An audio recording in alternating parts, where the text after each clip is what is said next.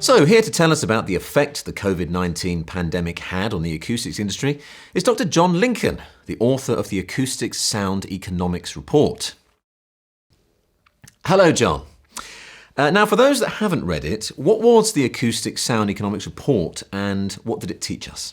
Well, this was a piece of work we undertook last year to try and, for the first attempt, put a size on the acoustics industry in the UK, the direct size. Like many other enabling technologies, that's often buried within companies, so it's very hard to access its size.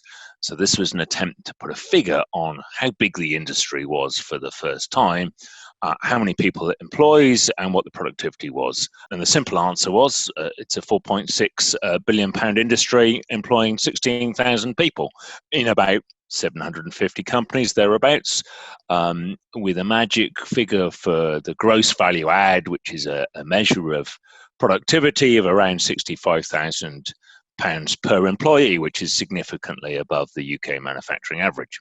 And what have been the effects of the pandemic on the acoustics industry? So one of the most interesting things we got from this survey was exactly how many companies are still able to keep manufacturing throughout the pandemic. And I think the conclusion is the direct impact has not been as severe as some people have feared. It is certainly different between the service sector of acoustics, acoustic consultants, who obviously need access to site, especially in the construction industry, and the impact on them has been more severe.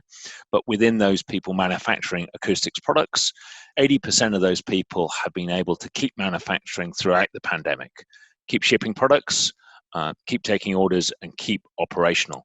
Of course, many of those people have sent a great number of people home, but they are able to keep the critical staff in their factories and able to keep producing product. And I think that's a really upbeat assessment. We've not had to shut up shop and send everybody home and put the industry on ice for 3 months. So what can acousticians do to recover from the pandemic? The impact on many had been a slowing of the order pipeline. So it's taking a lot longer for many people to get from initiating an order and inquiry from a customer to closing that and putting that into production. That's a problem because if you stretch your pipeline too long, that reduces the number of orders you can ship. And that gives a real hint about where people in manufacturing and industry should prioritize, which is to revisit your customer journey and see how you can re-engineer it for this all-digital remote world where we can't capture new customers at a trade show, we can't go and visit them to close out a lead. How can we re-engineer that journey using online tools to get new customers in and process them through until they're placing orders? That's really important and very much around the industrial community. On the other side, there's the research community. And I think in research, one of the most important things to note is that research is very hard to make up for lost time. Research is not something where you can throw additional resources, even though they're very gratefully received, and suddenly make innovation happen faster.